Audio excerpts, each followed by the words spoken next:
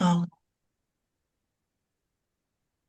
well, good morning, everybody. Thank you so much for joining us. We're going to go ahead and get started as people are still trickling in.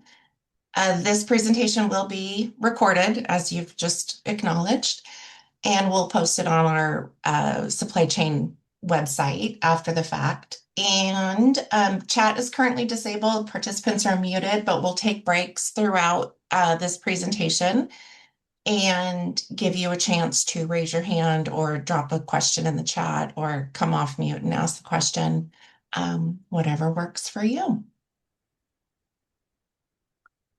So, welcome. Today is our Instant Card, a virtual travel payment solution for guests and occasional travelers. I'm Jen Thompson. I am the Assistant Director of Business and Finance with Supply Chain Management, and I am also our Campus Card Program Administrator. We have lots of folks from supply chain on our call today. Crystal Ross O'Hara, she is our communications director and the magic behind this meeting. Vartan is our director of business and finance. It's supply chain, and Mary Jackson is our travel product manager. She manages all of our Concur stuff and so much more that is not in part of her title that she does for us. Christy Harris is also part of the card program team, and she'll be answering some questions in the chat today. There's probably many more people on here, but I'm not seeing them on my screen at the moment. So thank you, supply chain folks, for joining. Okay, so today, this is what we're going to do. We're going to talk about the Instant Card, and we're going to go over the basics, the what, why, who, when, what the card can and can't do, the limits and controls for the card. We'll look at a little travel card versus instant card. Spoiler alert, they're not much different. We'll look at the whole life cycle of the card, how to request it, using the instant card, our travel booking options, imported transactions, and our unreconciled transactions report. Okay, so with that, what is the instant card? So to be clear, it's a temporary virtual travel payment issued through US Bank. So it is a virtual credit card. It is a plastic-less credit card. So it acts just like the travel card. It's just no piece of plastic comes. It's all done on your mobile device. So it's accessible through the US Bank Instant Card app. It's virtual only. It can be added to our Apple, Google Wallet for in-person use or online use. We can put preset limits on it and expiration dates that are all tied right into the use for UC Davis travel. So why the Instant Card? So it's not a replacement for our regular travel cards. Our regular travel card program is not changed. If you are an employee who travels at least once a year or so, you should have a travel card, not an instant card. What we do intend to use the instant card for is to support the official travel for guest travelers. So anyone that's not an employee, so that they don't have to come out of pocket with money to travel on behalf of the university, and we don't have to issue expensive cash advances for our travelers. So the card will fill a gap for an employee who rarely travels or who's unable to obtain a travel standard or a standard travel card, um, who's unable to, obtain a standard travel card would be our we most often see it with our employees who come on and off payroll, like our postdocs or graduate students, where one quarter they're on payroll, the next quarter they're not. So it makes it difficult for them to get a travel card. So this would be a good use case for that as well. Reduces the out-of-pocket payments and simplifies the expense reconciliation process because all those transactions are imported right into the profile. Okay, so who should use this? The guest travelers. So basically anybody traveling on behalf of the university that can use a contactless payment. And then for employees, again, just rare travelers, some, if they can't get a travel card or only have a one-time ever use for one, this would be a great use case. And then if an employee is traveling and their travel card is lost or stolen or compromised in some way, we can issue an instant card immediately to help them while they're on their trip to not have to spend their own personal monies. So when is it available? So it's currently in a production test with some select groups. We have two groups specifically who have been given the information to go ahead and get the card. So we're waiting for those applications to come through. But it will be broadly available to everybody in 2 weeks, 2 weeks from today, March 16th. So what the Instant Card can and cannot do. So it can pay for airfare, lodging, registration, ground transportation, basically all of the expenses. Um, there is one little area, and that is rental cars, where some rental car companies will accept a contactless payment and some will not. So we'll get to that when I can show you the screenshots of what it looks like in the app. Um, Add it to your mobile wallet for tap to pay, makes things very simple. We cannot withdraw cash from it like a standard travel card. So that's one of the major differences. There's no piece of plastic and there's no cash advances from a virtual card. And it will not ever, the instant card will not replace the UC Davis travel card for our frequent travelers. So no changes to those who are using a travel card now. Same. This is only for those who can't get a travel card. So limits and controls. Each card is created with the following controls. So we have credit limit, a date range for which the card is active, the recipient's name, email, and mobile phone. These last three pieces are absolutely required. We have to have the recipient's name, an email address for them to receive the card, and a mobile phone number for their app. So the instant card is automatically deactivated when the credit limit is reached, the activity period ends, so the trip end date comes, it's going to automatically deactivate. Or if a provisioner, somebody on the baking card team, is asked to cancel the card before the expiration date or the limit is reached.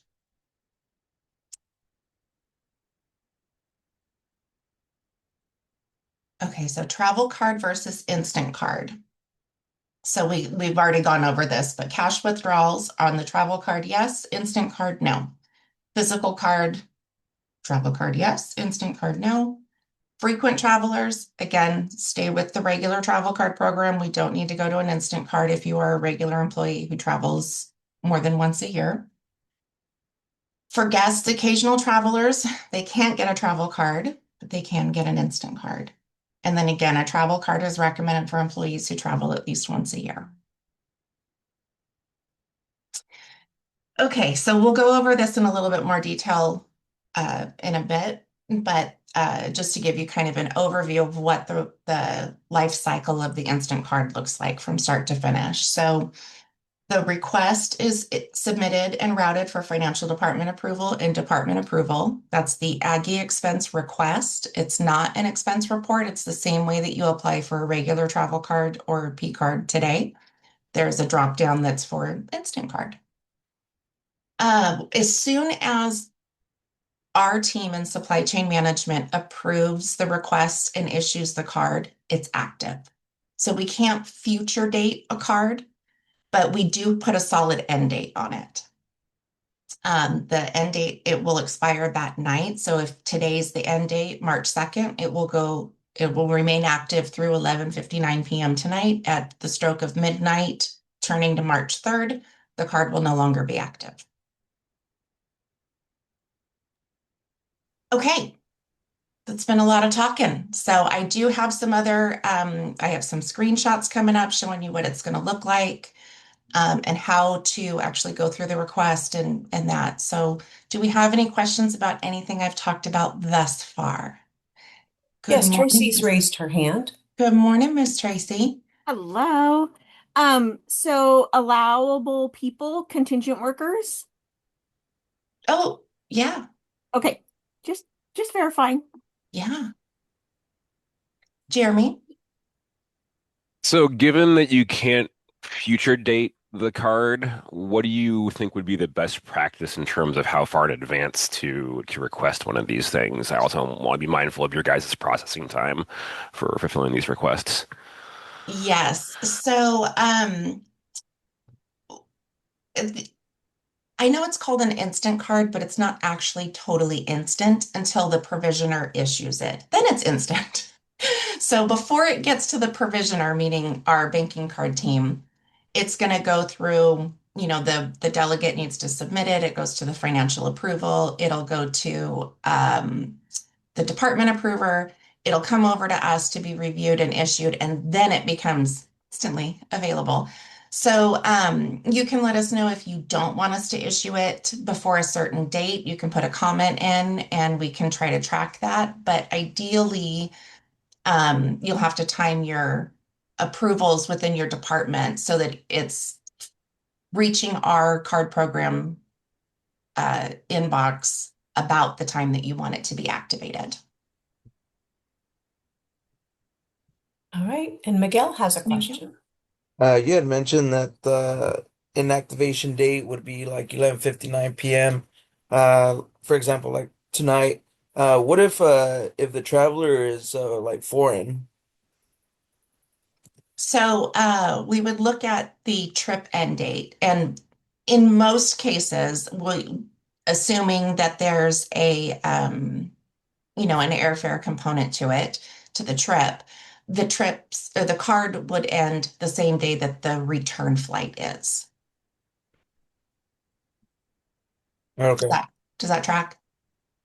I'm just trying to think, like for example, like if the traveler like goes back home, if they're foreign, they're visiting Davis, and they go back home and try to use it for transportation back home. It's already past like 11:59. I'm assuming that probably have to come out of pocket for them, right? They may. We can plan for that though, looking at what time their return flight is and then scheduling their trip end date to be when they actually Mm, get home. the following day or something, just to be Mhm. extra cautious. You Oh, can, okay. yeah. Yeah. Okay, that makes sense. Thank you. Yeah. Thanks. Jennifer? Hi, I have a couple questions. Yeah. What's the turnaround between an expense submission reaching the provisioner and then the approval? So if I have somebody traveling in like next week, what's the recommended turnaround time? Um, I would start now. So when it gets to our AP review is the term in Concur that the status of the request will be at. So when it gets to AP review, our team is committed to issuing cards at least once a day. So if you have an emergency situation that needs to be handled sooner, reach out to us and we can pull the application and process it for you. But right now, it should be at least once a day, our team will go in and look and process everything that's in there. Okay. And then my next question is, if a department suspects abuse of the card, how immediate is the action between us notifying your team and then the card being deactivated on the spot? We can deactivate it immediately. So just a matter of getting in touch with us to let us know it needs to be shut off. Okay. And then my last question is during approval, I know that we will be setting an end date, but if there's an emergency during the trip, how easy or difficult it is to extend that activation date?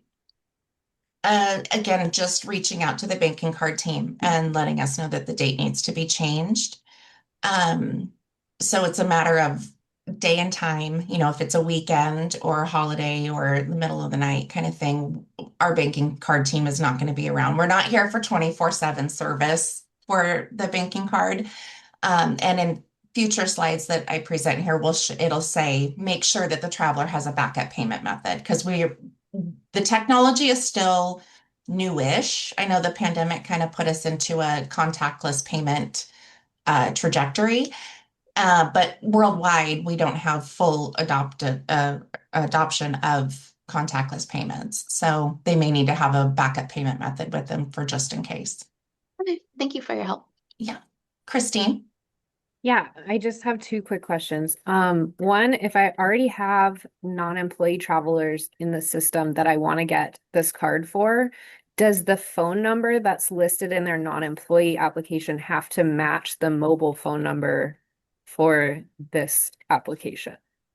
No, just the one that you put into the request. Okay, great. Yeah. My second question is, if I have people coming here, I'm booking hotel rooms for them like well ahead of them showing up here.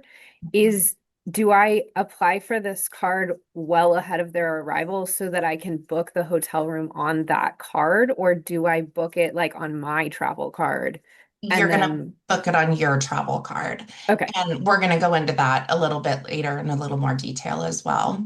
okay, perfect. Thank you. Mhm. Anna? Good morning. Perhaps you're going to talk about this, but what if the guest goes over, for example, their per day meal allotment? How do they pay back the university? With a paper check. So I know it seems very counterintuitive. We have all this technology and contactless payments and, sending a credit card to their phone. But if they do go over the limits, they'll have to repay the university by writing a check to UC Regents. Thank you. Thank you. Okay. Okay, I'm gonna go ahead and turn the chat back off, and we'll get through the next bunch of slides. And if your question was not answered or it's not answered in the future, we will be here at the end and have an open question time period. Okay, so how to request an instant card. So there's a little bit of an extra step here for our guest travelers, and the reason is that they need to agree to the cardholder agreement. They have to get those terms and conditions essentially and say, this is what I'm agreeing to. So guest travelers will require that their non-employee profile be in Aggie expense, and you need to do this at least one day before submitting the request because it takes an overnight update to upload the non-employee profile into Concur. And then this is the big piece. So those of you who are making the arrangements for your guests to have the card, you will initiate this web form by DocuSign. The form will be on our supply chain form site after this, or before the 16th. And they need to read and agree to the cardholder agreement. So it's one agreement per instant card request, and this is only for non-employees. When you're acting as the delegate, you're going to send them the web form. They're going to read and sign it. It'll come back to you completed, and then you can attach that completed cardholder agreement to the request in Aggie expense. And on that agreement, this is the information that you're going to need to enter in there is the traveler's information, the trip dates, how much you want to give them. The trip destination is a question on the web form, and I'll explain this in a little more detail in a minute. And then a default general ledger chart string. Whoops, not there yet. The chart string is, I will tell you, just so that if you don't reconcile the expenses and we have to charge them back to the department, that we have the chart string to charge them to. These particular instant card transactions will default to a supply chain clearing account and will then be reconciled out of it when the expense report happens. So you won't see these on your clearing account ledger. You'll see them on your unreconciled list. Okay, so this is what our non-employee cardholder agreement looks like. I just did a couple of screenshots. I didn't do the whole thing. But when you go into the web form, this is the first page of the web form. So it's to be initiated by the travel arranger. So that's the person in the department making these arrangements for the guest. And before starting the form, you will need their non-employee ID, their email address, cell phone number, the travel start and end dates, their destination. And when I say destination, it's as simple as domestic, international, or US territories. And the reason for that is so that our team can send out some high-level guidance on wherever they're going. So if it's international, we'll send them the link to look up the per diem and things like that for wherever they're going.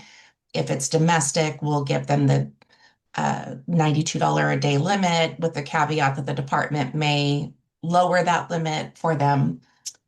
And then how much money you want them to be able to have. So once you hit submit on this web form, the cardholder agreement will go to the traveler via DocuSign. They review the agreement, acknowledge the statements, and sign. And then once it's fully executed, you'll attach the agreement to the expense report, or to the expense, sorry, not expense, to the Aggie expense request. And it'll come into our queue once it's fully approved by your department. This is the part on the destination I was talking about. So on one of the one of the pages in the web form, it wants your start dates, and then it gives you this little drop down here to choose. And this basically is just going to tell my team which email to send your traveler with the information that they need. So in the cardholder agreement, I didn't put in all of the fine print that's there, but essentially it's the same cardholder agreement that our cardholders agree to, that it's for official UC travel only. It is temporary with a defined end date. There's no personal use, no paying for others. They need to submit their receipts back to you within 45 days. The cardholder is liable for ineligible or disputed charges. So if something does get need to be disputed, the cardholder and somebody from our team will have to contact the bank together. And transactions are monitored, and what that means is that our Cognos reports show all the transactions just like a regular travel card. So again, request for a non-employee. You complete the non-employee profile, initiate the card agreement web form, create the request on behalf of the traveler, attach the signed cardholder agreement, and then submit the request on behalf of the traveler. So this is for non-employees. Employees, so if we have one of those rarely traveling employees who needs a card, they will acknowledge the cardholder agreement when they submit the request themselves. So if Mary was not a frequent traveler and she needs an instant card, she's going to go into Concur, complete the request for herself. And when she hits submit on that request, it's going to bring up the full cardholder agreement of all the terms that need to be agreed to. Caveat for employees.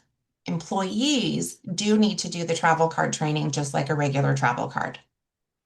Guests do not, because they can't access our LMS system to do it.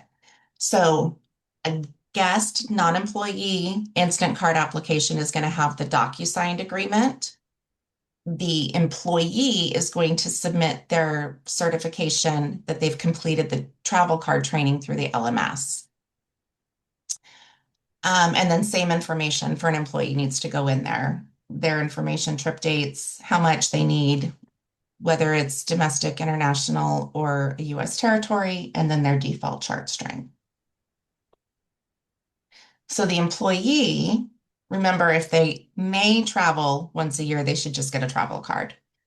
But if they need the instant card, they do their own request. They acknowledge the agreement when they submit it. No need to attach the additional cardholder agreement for employees, but we do attach the proof of completed travel card training. Okay. Questions? Yes, Erin. Okay, so I know in the chat it said it's not set up for international travel yet, but we have a lot of international consultants who then would travel to the US. The destination would technically be US, but they would have to sometimes have to travel internationally to then get to the US. So I don't know if that's still that they would be eligible for that, or only once they physically arrived in the US. So the reason that we don't have it vetted for international travel yet is because we weren't able to actually do the vetting process ourselves. We had a couple of opportunities to test it internationally, and the situations didn't work out. We were asking employees on vacation to test this for us when they were on their personal vacation, and it just didn't work out. So while the bank says that it will work worldwide wherever contactless payments are accepted and Visa is accepted, we haven't actually vetted that ourselves. So we don't want to back it saying that, yes, it'll guarantee it'll work internationally, which is why we will recommend to always have a backup payment method. But yeah, if you have somebody traveling here from another country, you can absolutely issue it to them. If they can use it, fantastic. If not, make sure they have a backup payment method. I just want to add to that too. So Yes. yes, the recommendation is for right now, no. To back up what Jen's saying, the last thing we want is to issue a card and then someone is traveling internationally, they're depending on that card and it's not going to work. Not a good look for us. So that is the message now until validation, until we get confirmation, which when we do, we will let everybody know. Please don't use this as a vehicle for international payments.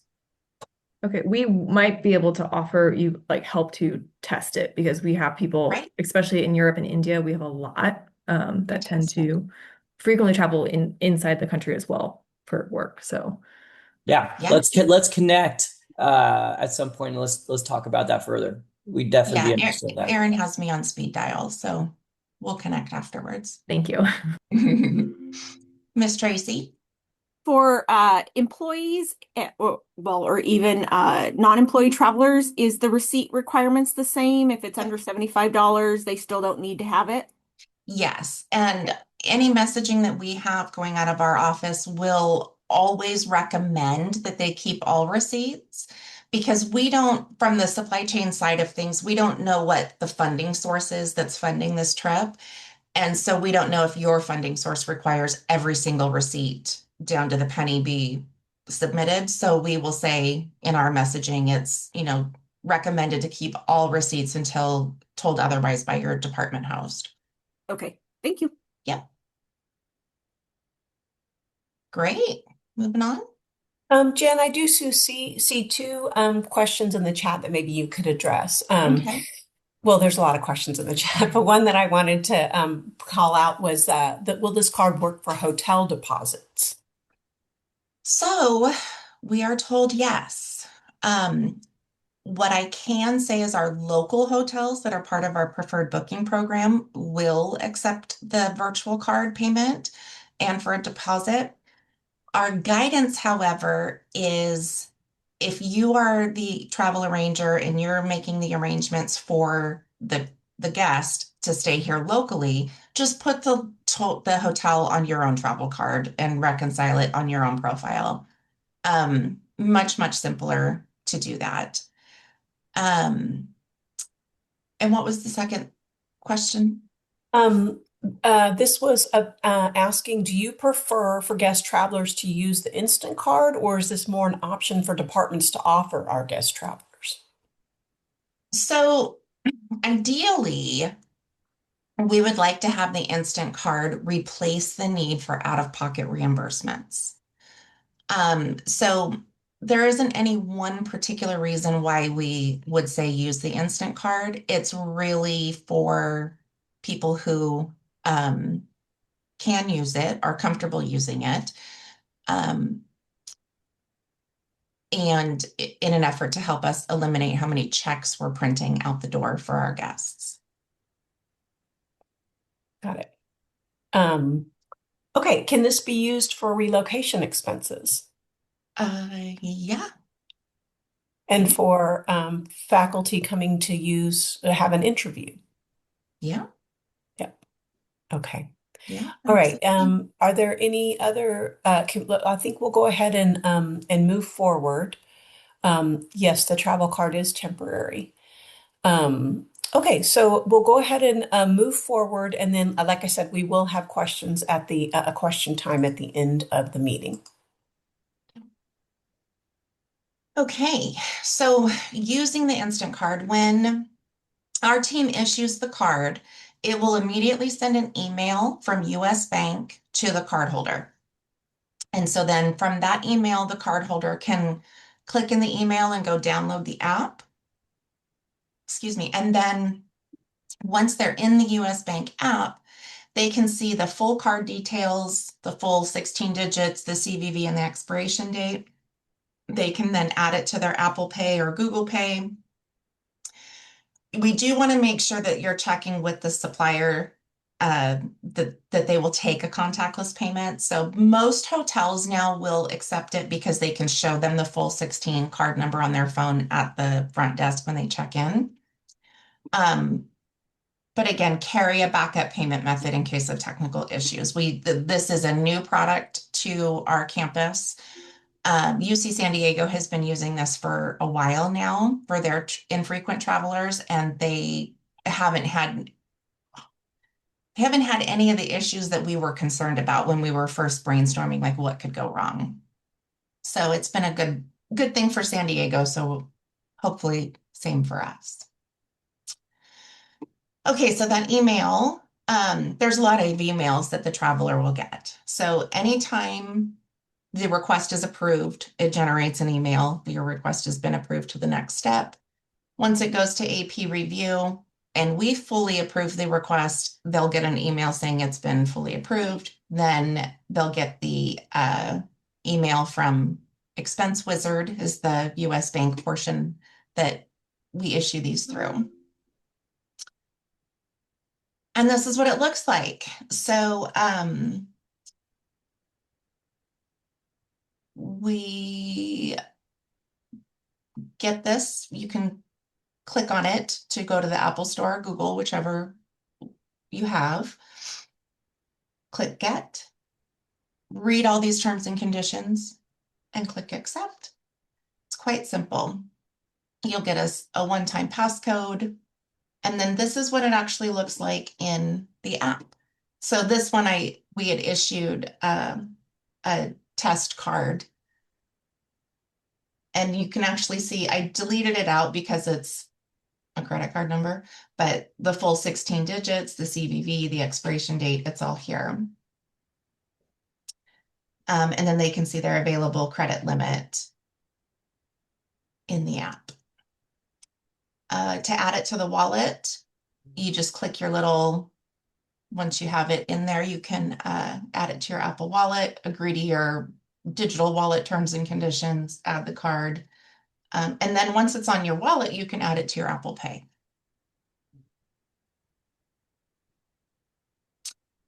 So the card limit will display in the US Bank app. So let me go back 1 second. Nope, too far, sorry. In this one right here. The card limit, the full available, whoops, sorry, credit may not always adjust in here. So if you have, $1,000 on the card and you spend 100, this inside the bank card will still say $1,000. Future iterations of the app will have it show how much balance is left that you can spend. But in your Apple Wallet, it'll show you all of your transactions and how much you've spent.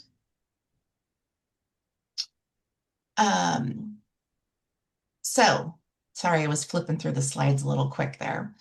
So the card limit itself will display in the mobile app, the US Bank mobile app. And then if you want to see how much you have left on the card's limit, you can see that in your device's wallet. Okay. I went through that kind of quickly. So if you have any questions about how the card is delivered or how that process works, now would be a good time for that. And if not, Jen, let's go ahead and get a couple of the questions that are in the chat that we didn't get to. Let's do it. Oh, will department requesters have access to see balances remaining? That's a great question. I don't think so. We will take all of these questions and make sure that we get them all answered after the fact and on our website and whatnot. I am told, yes, it does work on Android phones and wallets. We did do a test with somebody who had an Android.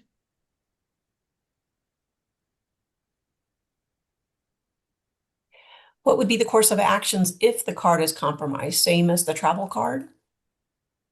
Basically, so the good thing about the Instant Card is it masks the card number when it's used. So just like when you use Apple Pay, it's really like the safest way to use a credit card because it doesn't give the merchant your actual credit card number. It masks the card number.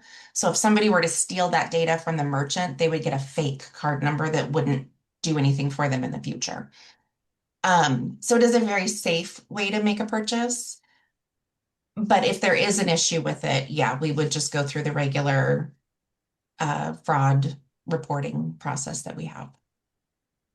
And then Jen, I know you addressed this a little bit earlier in the presentation, but what is the turnaround time from application to having the card? So I want to really emphasize this.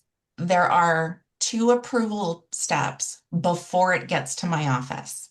So your financial department approval, your fiscal officer or account manager, that step has to be approved, and your department approver. So whoever the department approver for your travel is, they also have to approve the card application. So once it gets to our office, our commitment is to process applications at least once a day. And so that will depend on workload, how, like what time of day we're processing them will depend on how many are there and how they're coming in. So once our office gets it, it should be issued within a day, within a business day, I should say. But it really, you have to remember there's those other approval steps before it gets to us. Another question is about, does the travel limit in the app decrease as the card gets used? So that's a future iteration of the app itself, is to show that the available limit is decreasing. But in the Apple Wallet is where you'll see, or Google Wallet, where you'll see the amount that's remaining. Okay, and then one more and we'll move forward. Can I submit an instant card request now for use on March 20th, or do I need to wait until March 16th when it becomes active for everyone? I don't know the answer to that question right now. Well, we don't have the DocuSign form up yet, but if you can connect with me directly after this meeting, we can talk about getting one issued sooner than later, before we officially launch. Okay, we'll go ahead and move forward now. Okay, so we've gone through who can get a card, how to get the card, what's needed for it. So now they've got the card, they've got it downloaded, they're out there traveling. All of their transactions must align with our UC official travel policy, with our G28, if it's reload, G13, like all of the policies that we are beholden to, we are still beholden to. Nothing has changed in that aspect. Transactions import into the cardholder's Aggie expense profile. And so, like we talked about earlier, making like hotel reservations. If you as a delegate are making a reservation using your travel card, that reservation expense will come into your profile. If the guest uses the Instant Card, the transactions import into the guest's profile. And so just like a regular travel card, transactions auto import to Aggie expense about 5 to 7 days or so after the transaction date. It acts very much just like a regular travel card.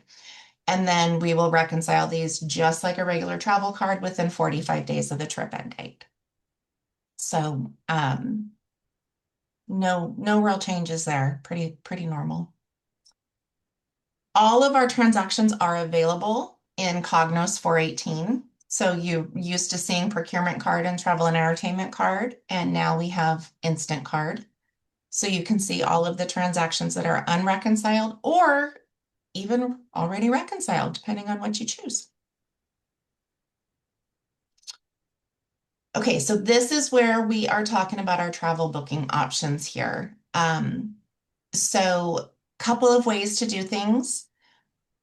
Not everything with the university is black and white. We've got lots of options here. So keep an open mind as we talk through this. So to purchase airfare for a guest, You as the delegate can go in and book for them in Aggie expense. The traveler themselves can go book airfare with the instant card. Or if it's an employee, they can just book it directly in Aggie expense. Local lodging, so this is where we've got some changes coming up. We're not going to have our direct bill option with our local lodging partners anymore. Instead, we will have our same pricing and benefits that we get from our local hotels. But instead of going through the whole preferred booking program and doing the DocuSign and sending the reservation over, you'll just book directly with the hotel.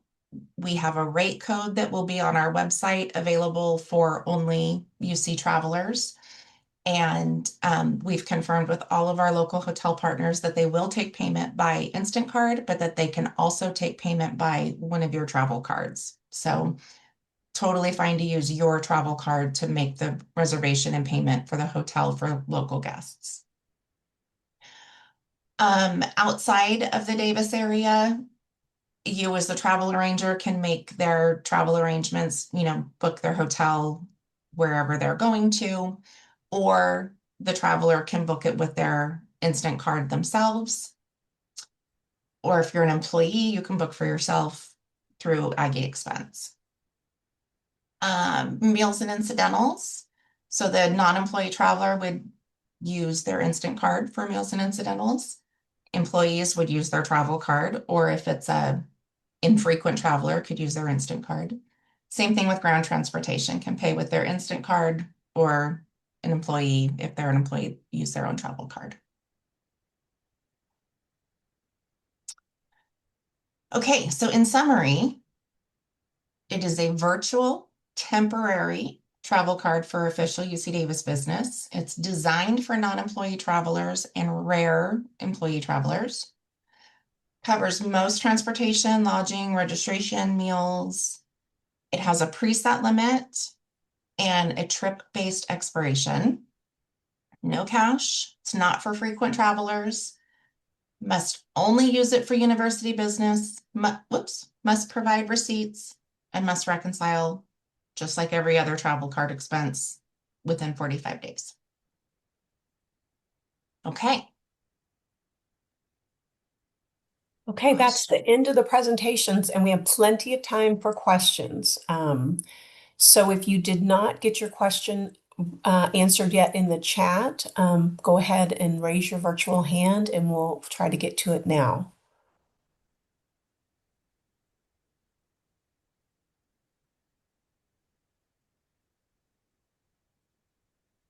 Okay, let's go ahead and move. Oh, Jenny has a Jenny? question. Yes. What if we assign the card, let's say $1,000 limit, right? And the traveler uses 850. Then what happens to the balance? Does that go back to the department or? So this is one of the benefits of the instant card for our departments is you're not actually transferring. So let's use the 1,000 as an example. So you're going to give somebody a $1,000 limit for a trip. We don't actually take $1,000 from your department and hold it for them to spend. It's literally a credit card. So they have $1,000 worth of credit that they can use or not use. And if they don't use it, then you're only reconciling the amount that was actually used. Great. Thank you. Yeah. Nora? Hi, thanks for the presentation today. What about, I'm thinking for graduate students who do not get travel cards and, are constantly shifting appointments.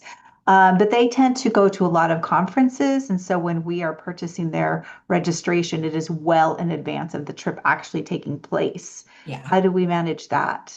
The same way you do today, just put it on your travel card. So we would not do an instant card for them so that they can book their own travel without us having to meet with them and get their password and log Yeah, in. I mean, you can definitely issue an instant card for them to make all of their own reservations. It's just the department is taking on that risk of this person having this amount of credit for this amount of time. So you just kind of have to balance that within your own operations, how you want to handle that.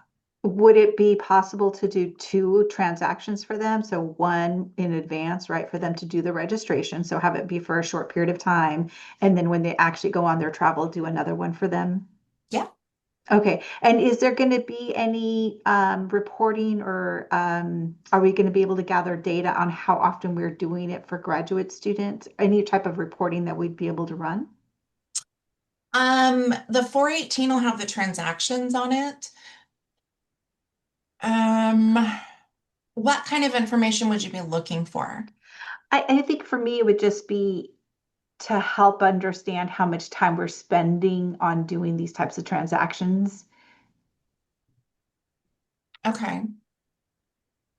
Let's talk about that one offline, Nora. Okay, and then my very last question, is there any concern? So when we set them up as non-employee travelers in the non-employee travel system, they always have that end date. So when that end date is reached, are we having to then create a new profile for them?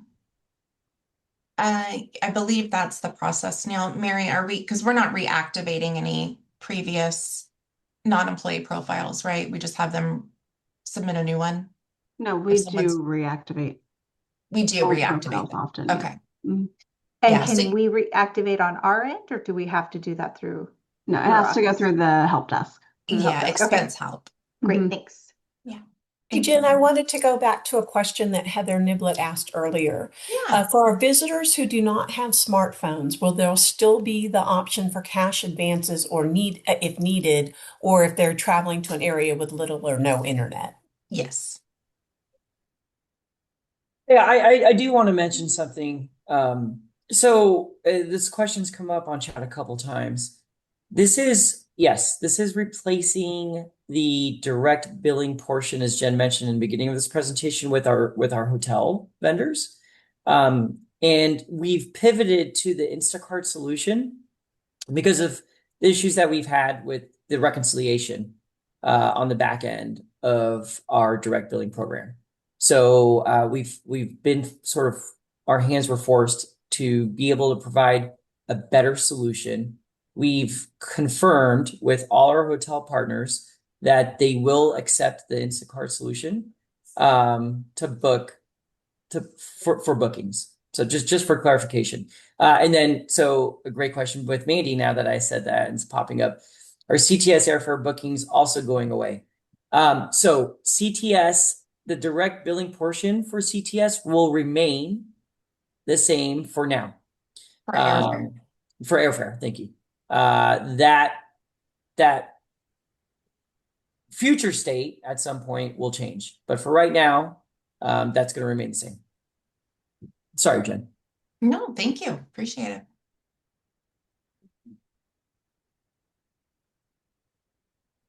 Other questions? There were quite a few questions on chat. I just couldn't keep up with it. So maybe for those who had questions in the chat, please feel free to ask now.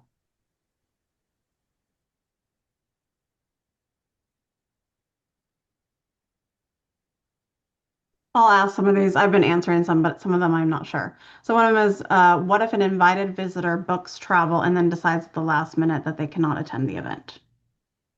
Same thing that we would do today if we booked their travel for them and at the last minute they had to cancel for some reason, we would just go through our cancellation process and try to get a refund if we can, or end up having to pay for canceled reservations. Okay. The next one of the key elements of an acceptable receipt has always been showing the payment method. Is this not as important for Instant Cards since the card number is scrambled? Oh, yeah, because the transaction is imported into Aggie Expense, so we can see exactly how much they spent. The receipt is there to back up exactly what was purchased. So we can see the amount that comes in and the merchant and the date, and then they provide the receipt so that we can see the line items that they purchased. Perfect. Okay, one other one. What would be an example of an Instant Card being denied during submission other than missing forms? I don't know yet. I know. So I was like, I'm not sure. We'll let you know when it that's a good happens, I guess. question. Yeah, I don't see any reason that we would deny it. Yeah. Yeah. Oh, and then Pia also asked, will you be providing the department's one-page guide on how to use this or how to do this? Do we Oh, have that yeah, on our website already? Okay. yeah, we've got lots of guidance coming out. We have a website that's standing up and yeah, all the instructions. Okay. Portia. Hi, thank you. I have a question about the non-employee application. Will the form be updated to allow non-traditional email addresses? I've had guests who've had like a .coffee versus a .com.edu, and it didn't allow that. So when applying for doing that portion before applying to Instacart, will that be updated to allow those options? Um, I didn't know that that was an issue. I don't know if our team knew that that was an issue yet. So Portia, we can talk to Mary about that one offline.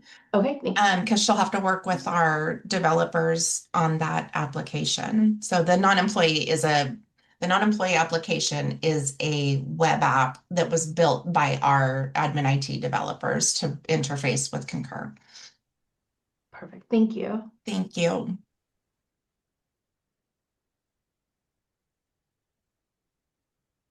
Other questions? Godwin?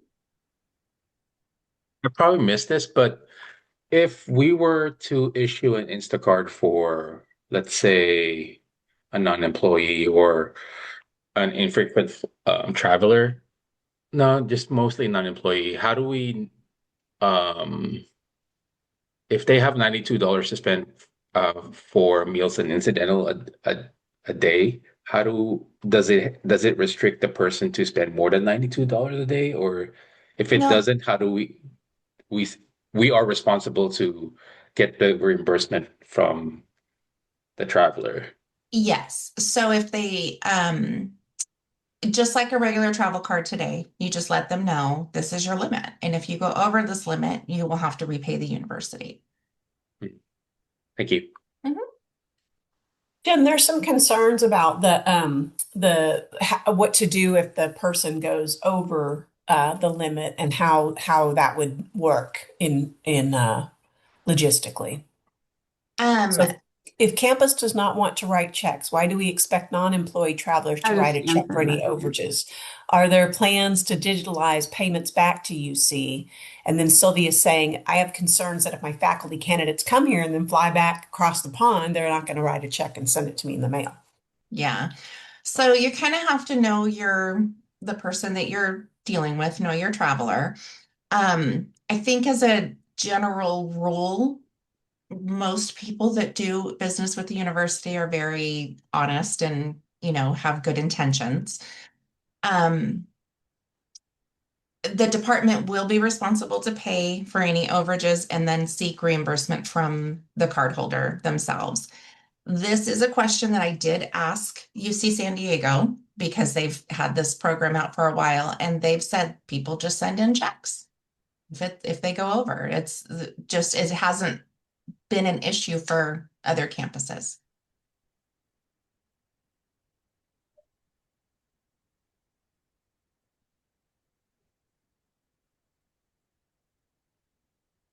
Other questions?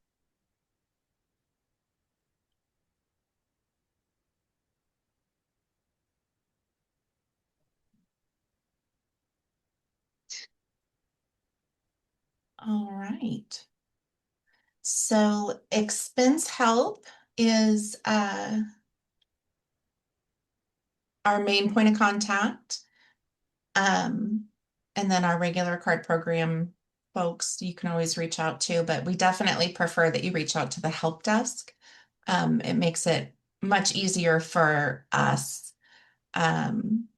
Many people can access the help desk inbox, whereas if you reach out to one of us directly, you're waiting on us to get through our own inbox. So yes, Tracy.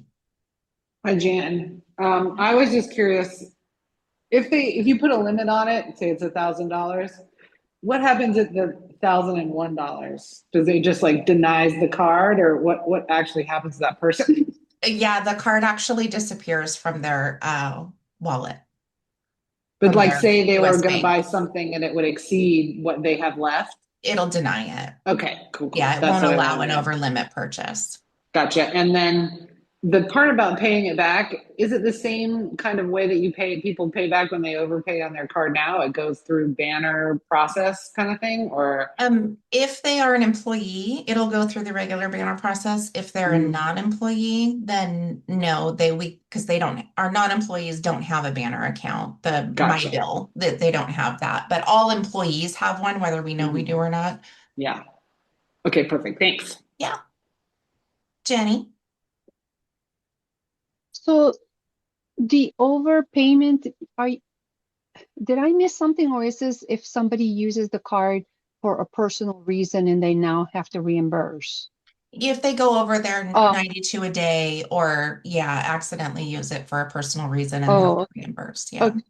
Okay. Because if there's a limit, there's no way they can overexpend. Right. Okay, gotcha. Okay, thanks. But just real quick, the limit isn't per day though.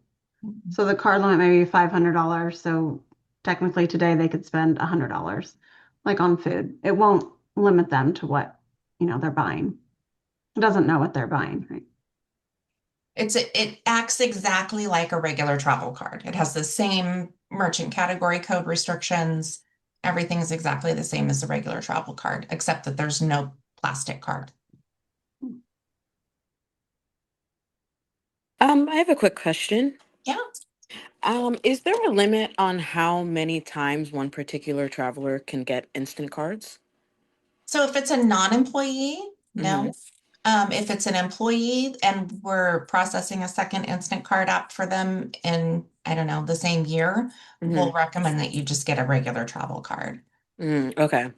And is there a limit per department how many instant cards we're allowed to have? No? Okay. Thank you. Yeah, thank you.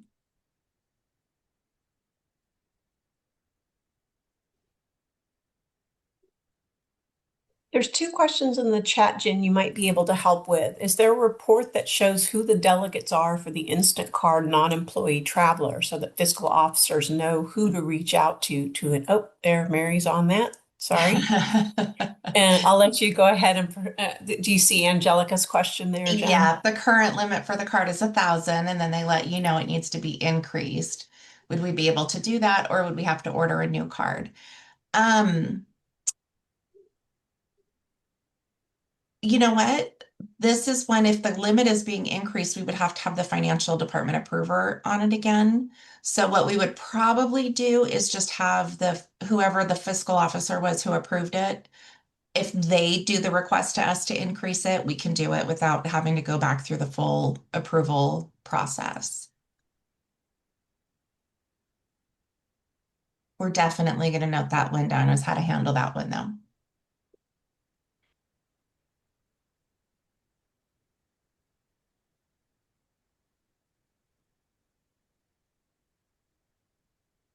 Other questions? Just a quick reminder that we do have office hours 3 days a week. You can find the schedule of them on our homepage. And that's a great opportunity once the program is launched. If you start having questions about how it works or questions about how to apply for it or anything, to come on into office hours Tuesdays, Wednesdays, and Thursdays. We're there. And you can ask a question, share your screen, jump in, jump out anytime between the office hour time period.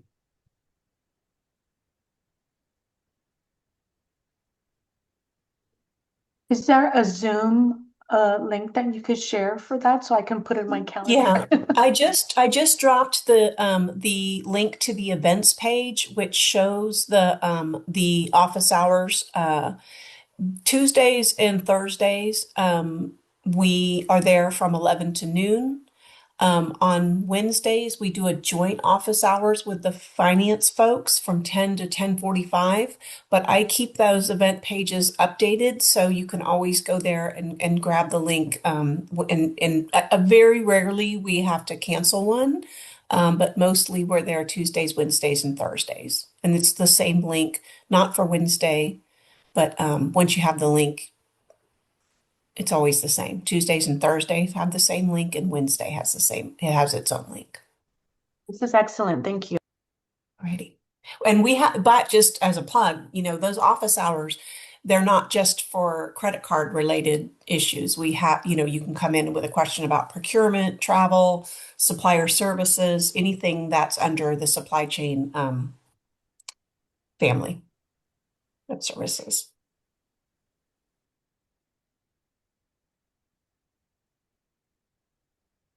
Excellent. Well, if there are no other questions, I think we can wrap up our meeting. Thank you all for joining us today.